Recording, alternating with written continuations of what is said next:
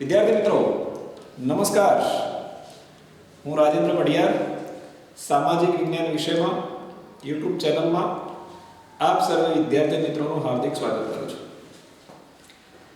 घरे रही तमे अने हूँ खूब ज सारी रीते अभ्यास करी रह्या छीए एटले के पहली बार एवो मौको तमने मळेलो छे के तमे खूब ज सारी रीते अभ्यास घरे रहीने करता हशो, कारण के अत्यार सुधी मोटे भागे अपनी जर्नी स्कूल अने कदाच कोचिंग में जवाना टाइम में वधारे जती हती एनी जग्याए हवे मात्र स्कूल अने अमारा विडियो लेक्चर जेना थकी तमारे अभ्यास करवानो छे। तो मने 100% विश्वास छे के आप खूब ज सारो अभ्यास घरे रहीने करता हशो। सामाजिक विज्ञान विषय में धोरण 9 में आज आपणे मित्रों बात करीशुं आपणा प्रकरण 2 नी। प्रकरण 2 એટલે કે આપણું જે ચેપ્ટર 2 છે જેની અંદર પ્રથમ વિશ્વ યુદ્ધ અને રશિયન ક્રાંતિ એ બે બાબતોની મુખ્ય ચર્ચા આવે છે મિત્રો। પ્રથમ વિશ્વ યુદ્ધ એટલે કોઈ નાની ઘટના નથી મિત્રો, વિશ્વ યુદ્ધ કહેવાય છે એટલે શબ્દ ઉપરથી જ આપ સમજી ગયા હશો કે એ કેટલી મોટી ઘટના છે। કારણ કે જ્યારે બે દેશો વચ્ચે થાય ને તો એને માત્ર યુદ્ધ કહેવાય છે, પરંતુ વિશ્વના અનેક દેશો જ્યારે એમાં જોડાયેલા હોય ને મિત્રો ત્યારે એને વિશ્વ યુદ્ધ કહેવાય છે। અને જ્યારે આટલી મોટી ઘટના બને મિત્રો ત્યારે એમાં એક કારણ જવાબદાર ન હોય અને એ તાત્કાલિક ઊભી થયેલી ઘટના પણ ન હોય। આ એવી ઘટના નથી મિત્રો કે અહીંયા આગ લાગીને તરત આપણે બુઝાવવા ગયા કે અહીંયા કોઈ એક્સિડન્ટ થયો ને આપણે ગયા, આ એવી ઘટના નથી। આ ઘટના બની ઈસવીસન 1914 થી 1918 વચ્ચે, એટલે કે વિશ્વ યુદ્ધનો જે સમયગાળો છે, પ્રથમ વિશ્વ યુદ્ધનો જે સમયગાળો છે એ છે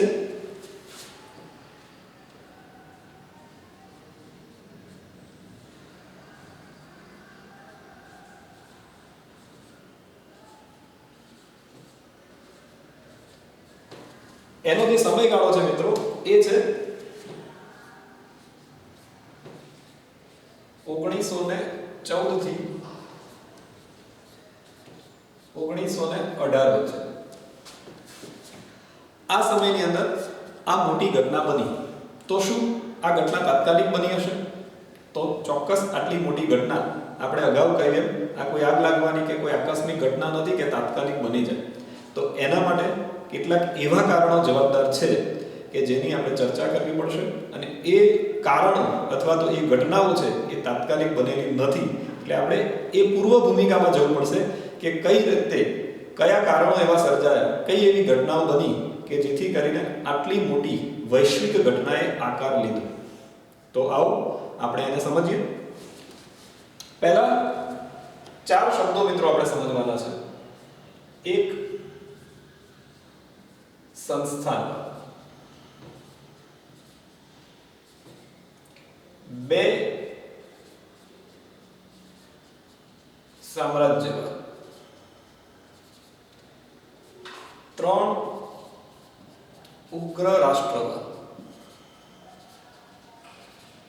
અને ચાર લશ્કરવાદ। અહીંયા માત્ર શબ્દો છે, પણ આપણે ગુજરાતી ભાષા ભણીએ છીએ મિત્રો એટલે ખબર હશે કે શબ્દમાં કેટલી તાકાત હોય છે। માત્ર એક વાક્યએ મહાભારતના યુદ્ધનું સર્જન કર્યું હતું, એ આપ જાણો છો। હમણાં એ સિરિયલો પણ બહુ નજીકના ભૂતકાળમાં તમે ટીવી પર જોઈ છે, એટલે તમને 100% યાદ હશે કે એક વાક્ય એ આખું મહાભારતના યુદ્ધનું સર્જન કરી શકે છે મિત્રો।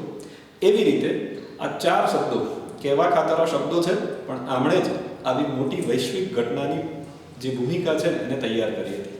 તો તમને કદાચ નવાઈ પણ લાગશે કે માત્ર ચાર શબ્દોની આટલી મોટી ઘટના। હા, ચલો આપણે એને સમજીએ।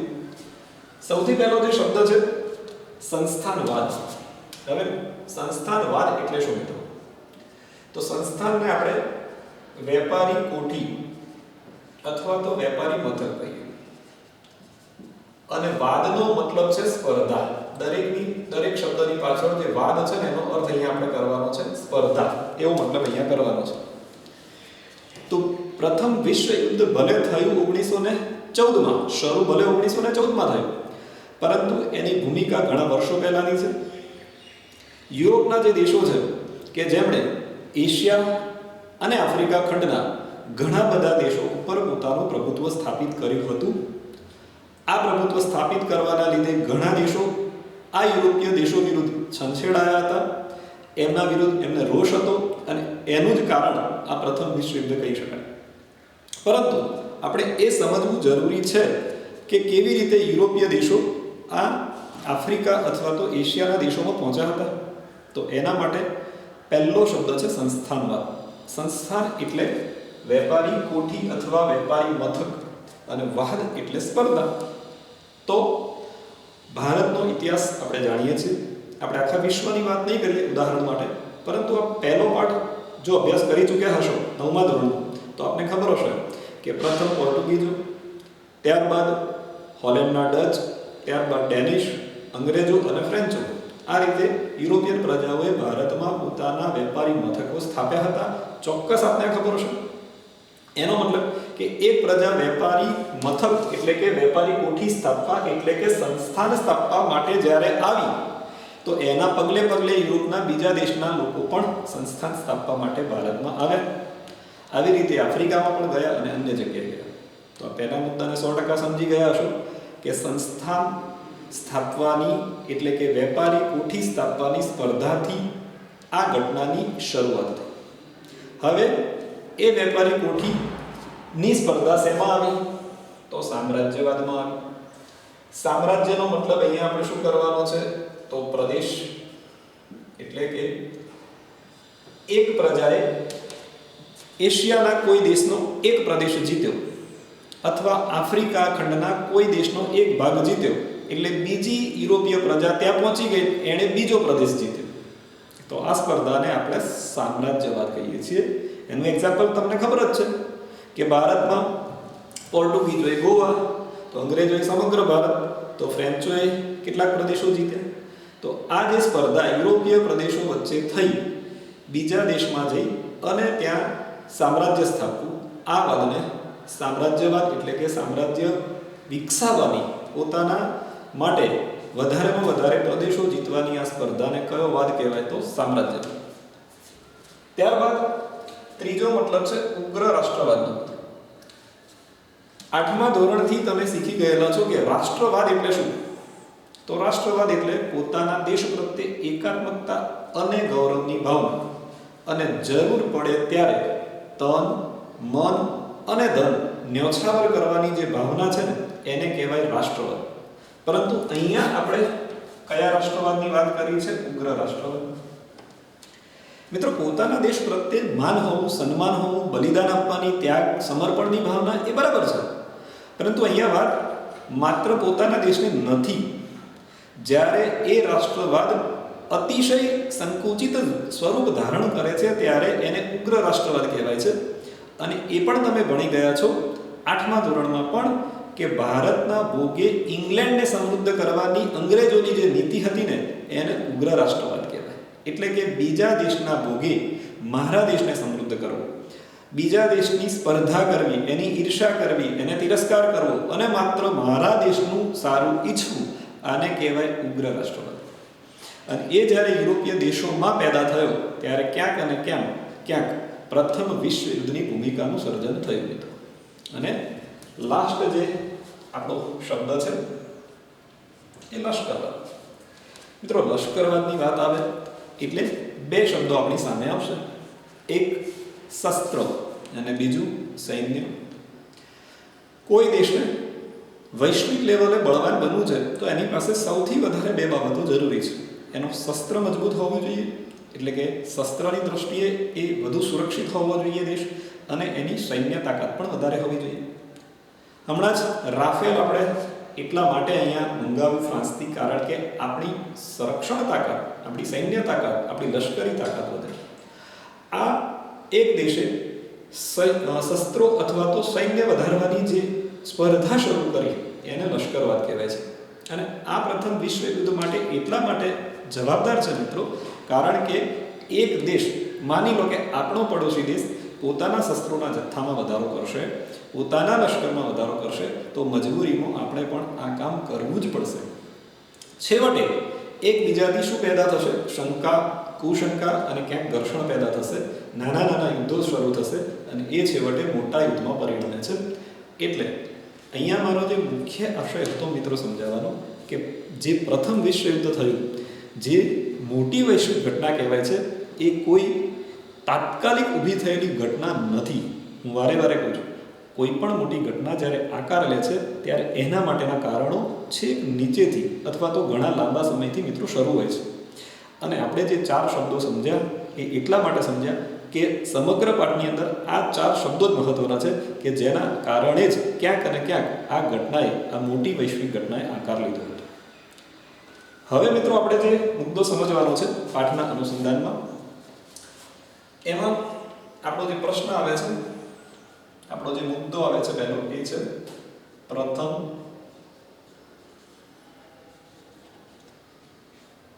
વિશ્વ યુદ્ધ તરફ દોરી જતી ઘટનાઓ.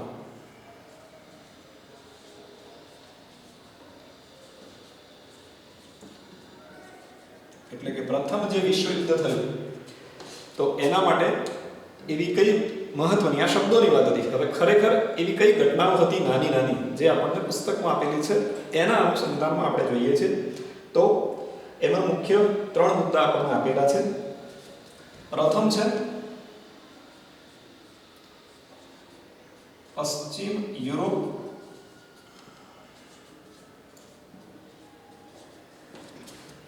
એશિયા અને આફ્રિકામાં સંસ્થાનવાદ.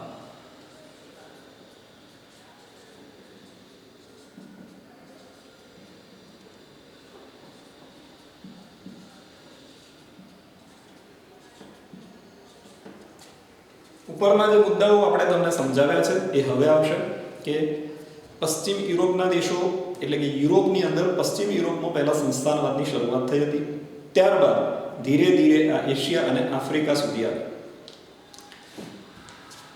આપણે એવી કહેવતો ક્યાંક સાંભળેલી હશે કે શરૂઆત હંમેશા ઘરથી થતી હોય છે. કોઈ બાળક સંસ્કારી બને તો પણ ઘરથી, અને એનામાં કુસંસ્કાર આવે તો પણ ઘરથી. તો જે સંસ્થાનવાદ આવે મિત્રો, એ યુરોપમાંથી શરૂ થયો અને યુરોપના પોતાના દેશોમાંથી જ પહેલા શરૂ થયો હતો. જોઈએ હવે, સૌથી પહેલા સ્પેનની વાત આવશે. તો જે સ્પેન છે ને મિત્રો, એણે ઓલરેડી નેધરલેન્ડ, લક્ઝમબર્ગ અને બેલ્જિયમ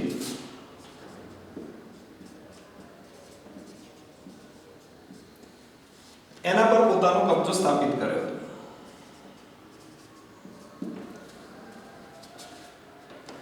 હવે આની અંદર ફ્રાન્સ પણ જોડાયો હતો, એટલે કેટલાક પ્રદેશો આમાંથી ફ્રાન્સે પણ લઈ લીધા હતા.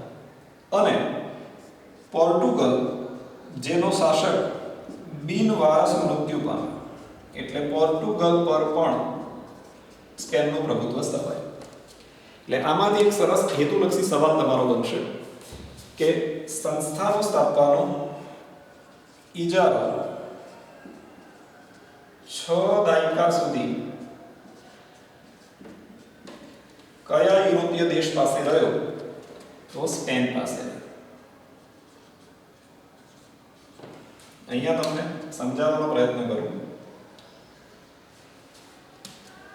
સ્પેન, ફ્રાન્સ, પોર્ટુગલ આ બધા યુરોપના જ દેશો છે. કોઈ પણ કાર્યની લગભગ સારું હોય કે ખરાબ, એની શરૂઆત લગભગ અને લગભગ ઘરમાંથી થાય છે. અહીંયા યુરોપના કન્ટ્રીએ પોતાના જ દેશોને પોતાના ગુલામ બનાવ્યા હતા.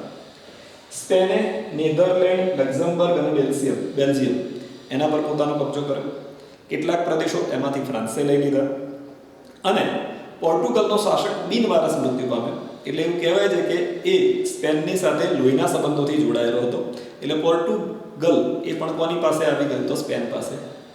એક સવાલ આમાંથી જે હેતુલક્ષી વધારે પૂછાય છે એ છે કે સંસ્થાનો સ્થાપવાનો પશ્ચિમ યુરોપના દેશોનો 6 દાયકા 60 વર્ષો સુધી ઇજારો એટલે એનું આધિપત્ય માત્ર એક જ દેશ પાસે રહ્યું હતું અને એ હતા સ્પેન.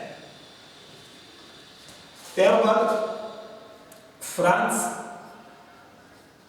અને ઓસ્ટ્રિયા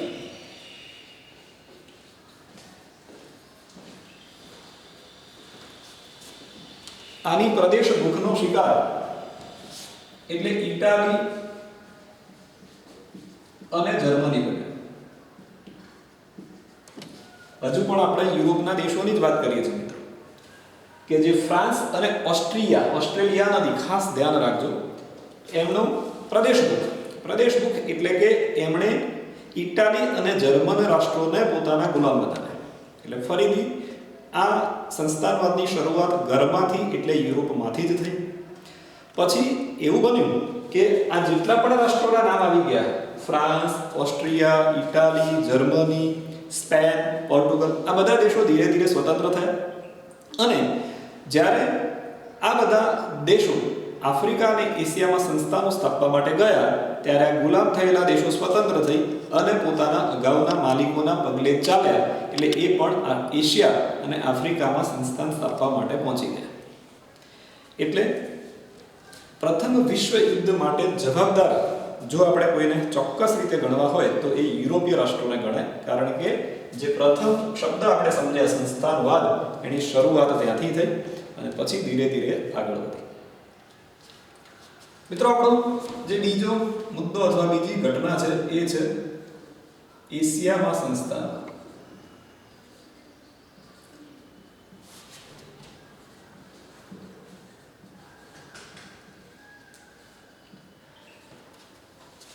એશિયાની અંદર આપણો દેશ ભારત આવશે. સૌથી પહેલા એશિયામાં ઇંગ્લેન્ડે જેણે ભારતમાં પોતાની સત્તા સ્થાપી. ત્યારબાદ એ શ્રીલંકા, મલાયા, બર્મા, સિંગાપોર વગેરે જગ્યાએ પણ સત્તા સ્થાપવા માટે પહોંચી ગઈ. એટલે ઇંગ્લેન્ડે શરૂઆત કરી. એવું આપણો એક પ્રશ્ન પૂછાય તો કે ભારતમાં સત્તા સ્થાપવામાં સફળ કોણ રહ્યું? આપણને ખબર છે, ઇંગ્લેન્ડના અંગ્રેજો રહ્યા. ઇંગ્લેન્ડે જ્યારે ભારતમાં સંપૂર્ણ સત્તા સ્થાપી પણ એની ભૂખ સંતોષાઈ નહીં. કઈ ભૂખ? સત્તા ભૂખ. એટલે પછી એ શ્રીલંકામાં, મલાયા, બર્મા, સિંગાપોર આ બધા એશિયાઈ દેશોમાં એણે પોતાના સંસ્થાનો સ્થાપ્યા. હવે મિત્રો, ચીન જે એશિયાનો ભારત જેવો એક મજબૂત દેશ કહેવાય, એટલે ઇંગ્લેન્ડની નજર હવે કોના પર હતી? તો ચીન પર હતી કે ચીન ઉપર પોતાનું આધિપત્ય સ્થાપવું. એ વખતે ચીનમાં ચાલતો અફીણનો વેપાર, એટલે પરિણામે તમારો હેતુલક્ષી પ્રશ્ન જે વારે વારે પૂછાય કે અફીણ વિગ્રહ જે ઈસવીસન 1839 થી 42 ની વચ્ચે થયા, જેને કયા વિગ્રહો કહેવાય છે? તો અફીણ વિગ્રહો કહેવાય છે. અને એ કોની વચ્ચે થયા? તો એ થયા ઇંગ્લેન્ડ અને ચીન વચ્ચે. અને એમાં ચીનનો પરાજય થયો અને પરિણામે ચીનના 5 બંદરો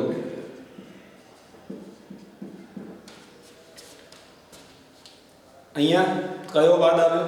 તો સામ્રાજ્યવાદ આવ્યો. બરાબર? કારણ કે ચીને પહેલા સંસ્થાનો સ્થાપ્યા બધા દેશોમાં, પછી સામ્રાજ્ય સ્થાપ્યું, ઇંગ્લેન્ડે. ત્યારબાદ ઇંગ્લેન્ડ ચીનમાં ગયું, એની સાથે અફીણના વિગ્રહો થયા, કારણ કે ત્યાં અફીણનો કારોબાર મોટો ચાલતો હતો. અફીણ વિગ્રહમાં ચીનનો પરાજય થયો, એટલે ચીન પાસેથી 5 બંદરો મેળવ્યા. હવે ચીન નબળું છે એ ખબર પડી જ્યારે બીજા દેશોને, એટલે અમેરિકા, રશિયા, જાપાન, બેલ્જિયમ આ બધા દેશો પણ ચીનમાં પોતાના હક જમાવવા માટે, સત્તા સ્થાપવા માટે પહોંચી ગયા. એટલે એને કયો વાદ કહેવાય? સામ્રાજ્યવાદ કહેવાય. કે એક દેશ પહોંચે એટલે બીજા દેશો પણ ત્યાં પહોંચી જાય. આ બધા દેશોની નજર કોના પર હતી? તો આ બધા દેશોની નજર હવે પડી પશ્ચિમ એશિયાના દેશો પર. કેમ પડી? તો પશ્ચિમ એશિયામાં ખનિજ તેલ પુષ્કળ પ્રમાણમાં હતું અને વિશ્વને શેની જરૂર હતી? તો ખનિજ તેલની. એટલે યુરોપના આ દેશો ઈરાન, ઈરાક,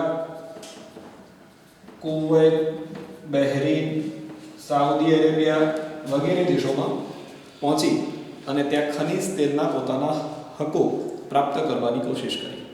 એટલે હવે લગભગ જે વિદ્યાર્થીઓ બહુ સારી રીતે અભ્યાસ કરતા હશે એને ચોક્કસ આપણા જે બે મહત્વના શબ્દો આપણે સમજાવ્યા, સંસ્થાનવાદ અને સામ્રાજ્યવાદ, એની ખબર પડી ગઈ છે કે કેવી રીતે પ્રથમ વિશ્વ યુદ્ધ તરફ વિશ્વ આગળ વધી રહ્યું હતું. કારણ કે વન બાય વન, એક પછી એક દેશો જ્યારે ગુલામ બનતા જાય અને એ જ્યારે અતિશય એમના પર અત્યાચાર કરવામાં આવે ત્યારે એમનો વિરોધ વધી જાય અને અતિશય જ્યારે સ્પ્રિંગને દબાવવામાં આવે તો ઉછાળો વધારે હોય તો કોઈ મોટી ઘટના આકાર લઈ શકે. એવી રીતે અહીંયા પણ વિશ્વ યુદ્ધની ભૂમિકાનું સર્જન એના જ કારણે થયું હતું. ત્યારબાદ આફ્રિકાની વાત આવશે મિત્રો, કે આફ્રિકામાં સંસ્થાનવાદ.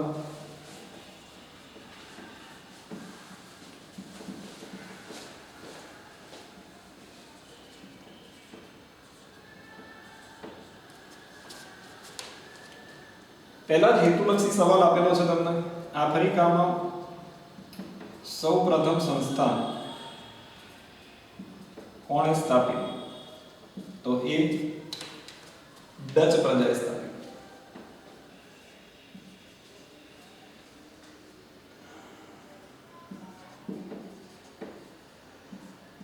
ક્યારે સ્થાપિત? તો 15મી સદીના અંત ભાગમાં.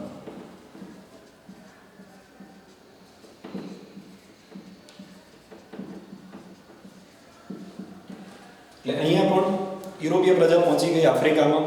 જો એક પછી એક પહેલા પોતાના દેશો, ત્યારબાદ એશિયામાં અને હવે ક્યાં પહોંચ્યા? તો આફ્રિકામાં પહોંચ્યા. એક દેશ પહોંચ્યો એટલે બીજો દેશ તૈયાર જ હોય. એટલે પછી કોણ પહોંચ્યું? તો ઇંગ્લેન્ડ પહોંચ્યું. તો ઇંગ્લેન્ડે કયા કયા પ્રદેશોને જીતવાની કોશિશ કરી? તો એણે સૌથી પહેલા ઇજિપ્ત, પૂર્વ અને દક્ષિણ આફ્રિકાના પ્રદેશો જીત્યા.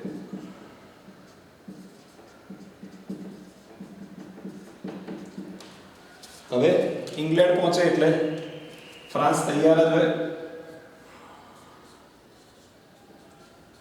એટલે ફ્રાન્સ ક્યાં પહોંચ્યું? તો ફ્રાન્સ એ અલ્જીરિયા, મોરોક્કો, ટ્યુનિશિયા અને પશ્ચિમ આફ્રિકામાં પહોંચી ગયું.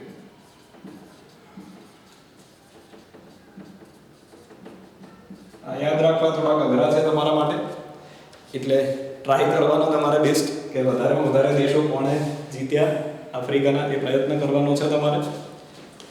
અને એ પ્રમાણે આપણે એ પણ સમજતા રહીશું અહીંયા કે ઇંગ્લેન્ડ કઈ રીતે આફ્રિકાના દેશો સુધી પહોંચ્યો, એટલે કે કયા કયા દેશો સુધી પહોંચ્યો. ફ્રાન્સ એ આફ્રિકાના કયા દેશો સુધી પહોંચે છે. ત્યારબાદ બેલ્જિયમ, કે એના રાજાનું નામ હતું લિયોપોલ્ડ, કે જેણે કયો પ્રદેશ કબજે કર્યો? તો આફ્રિકાનો એક વિશાળ પ્રદેશ હતો કોંગો, જે બેલ્જિયમના રાજા લિયોપોલ્ડે કબજે કર્યો. આ વધુમાં વધુ હેતુલક્ષીમાં પૂછાય છે મિત્રો, એટલે ખાસ આને પણ ધ્યાન આપજો.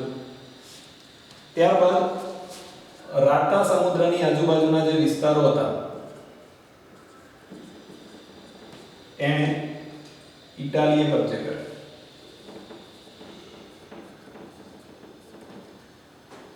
જર્મની પણ, સ્પેન પણ અને પોર્ટુગલ, આ બધા દેશો પણ આફ્રિકામાં પહોંચી ગયા અને આફ્રિકાના જુદા જુદા વિસ્તારો પર પોતાનો કબજો સ્થાપિત કર્યો. હવે તમે પહેલા પાઠમાં બહુ સારી રીતે અભ્યાસ કર્યો હશે તો તમને ચોક્કસ ખબર હશે કે અંગ્રેજો કેટલા ચાલાક હતા. વેલેસ્લીની સહાયકારી યોજના હોય કે ડેલ હાઉસીની ખાલસા નીતિ હોય, ત્યાં એમની ચાલાકીનો આપણને પરિચય મળે છે. યુરોપના દેશોએ બીજા દેશો પર પોતાનું પ્રભુત્વ એટલા માટે સ્થાપ્યું કે એમાં એમના બળ કરતાં બુદ્ધિ વધારે જવાબદાર હતી. અહીંયા એમને લાગ્યું આ બધા દેશોને, જો તમે સમજી શકો છો, ઇંગ્લેન્ડ પહોંચી ગયું, ફ્રાન્સ પહોંચી ગયો, બેલ્જિયમ જતો રહ્યો, ઇટાલી, જર્મની, સ્પેન, પોર્ટુગલ, બધા દેશો પહોંચી ગયા આફ્રિકામાં, એશિયામાં. હવે થાય શું? અંદરો અંદર ઝઘડવાનું. અને એ ઝઘડો ન થાય એ માટે એમણે બર્લિન, જર્મનીનું પાટનગર બર્લિનમાં એક પરિષદનું આયોજન કર્યું વર્ષ 1884-85. અને સર્વાનુમતે એમણે આફ્રિકાના પ્રદેશોને વહેંચી લીધા, જેથી કરીને લાંબા સમય સુધી એ આફ્રિકા કે એશિયાના દેશો પર પોતાનું આધિપત્ય સ્થાપી શકે અને એમની અંદરો અંદર જે ખેંચતાણ છે, સ્પર્ધા છે, એ ન થાય. અહીંયા આજે આપણે આટલું સમજીએ છીએ.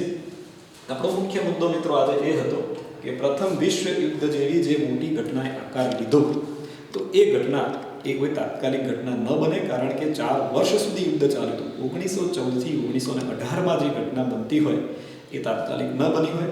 એના માટે 4 મહત્વના શબ્દો, બધા દેશોની સંસ્થાન સ્થાપવાની અથવા સામ્રાજ્ય સ્થાપવાની સ્પર્ધા. આ જે 2 શબ્દો છે એની ચર્ચા આપણે આગળ આવશે. આજે 2 મહત્વપૂર્ણ શબ્દો હતા આપણા કે જેના કારણે આ બધી મોટી મોટી ઘટનાઓએ આકાર લીધો અને વિશ્વ ધીરે ધીરે કઈ તરફ આગળ વધ્યું? તો 1914 પ્રથમ વિશ્વ યુદ્ધ તરફ. તો આપણે ચોક્કસ ખબર પડી હશે તો અમારી આ ચેનલને લાઈક, શેર અને સબસ્ક્રાઇબ કરજો. જય હિન્દ, જય ભારત.